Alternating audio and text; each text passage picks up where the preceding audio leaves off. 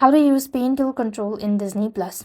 Disney Plus offers a several layer of parental control that can be customized for each individual's profile on account. So what you want to do is first thing first, open your Disney Plus app onto your device. After which, what you need is the parental control features. You could just go ahead and simplify your interface that only displays content suitable for all ages. It also disables ads and autoplay by default as well. Next, you could also set a specific maturity level for each profile as well. You could also set a profile pin and profile creation, or when enabled, a password is required to create any new profile, preventing kids from making a new one. And likewise, an optional feature for junior mode that refers or that requires users to complete and exit channels as well.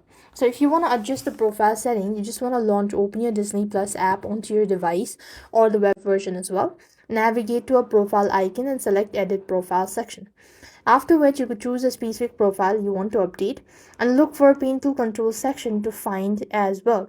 Then you just want to toggle this on and off and select the desired maturity level and select or set the pin as well. So this way you'll be able to use parental control in Disney Plus. I hope the video was helpful. Make sure to like, share and subscribe. Thank you for watching. See you in the next video.